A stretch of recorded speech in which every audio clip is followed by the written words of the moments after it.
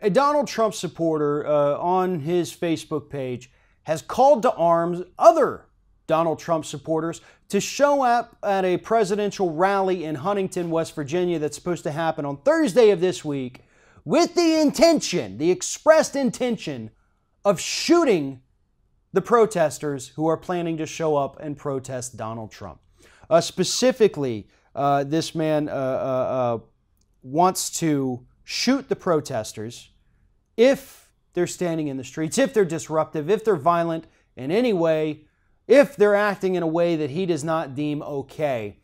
And in his post, he said this is a call to all armed conservatives. If we go, we bring our guns. Bring as many as you have or as many as you can get your hands on. This is a man who is threatening and attempting to get other conservatives to show up and shoot people who are exercising their First Amendment rights.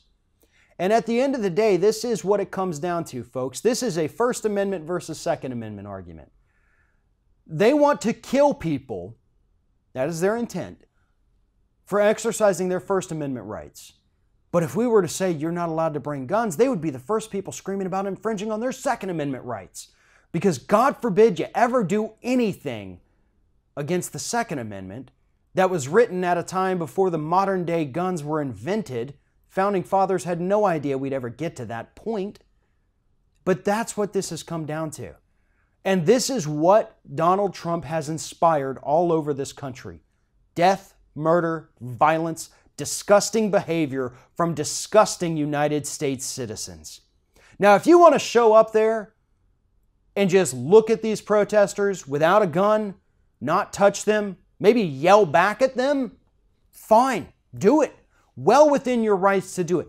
But the second you call for any kind of armed violence or armed threat against them, that's when you're crossing the line into illegal activity. In fact, federal law enforcement agencies are currently investigating the man who posted this and anyone else who has attempted to join on to see whether or not they need to take action.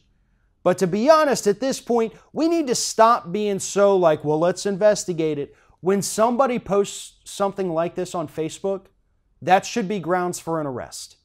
They should be taken into custody, put on a mandatory psychological hold so that they can't leave. And we should be able to determine whether or not they are mentally fit to be out there in the public. We have that, at least here in the state of Florida. I know some other states do. I'm not sure if West Virginia does. But we need to start using those laws. We need to get these dangerous people off the streets. We need to get the dangerous people who are threatening other people exercising their constitutional rights off the streets. If you say that your intent is to go kill United States citizens, you should be arrested. Could you imagine if the man who posted this was a Muslim or if he was black and they said, let's go kill these people, bring your guns, let's shoot them if they get out of hand? We would already be in another war, folks. But because it's a white redneck, nothing will happen. I guarantee you this man will probably not even spend 1 minute inside of a jail cell.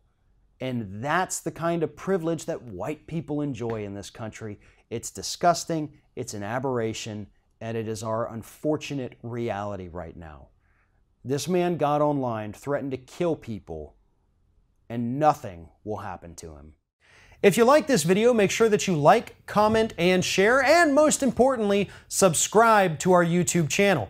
And if you want to help support Ring of Fire, go to patreon.com/TheRingOfFire, become a monthly patron to help support independent progressive media.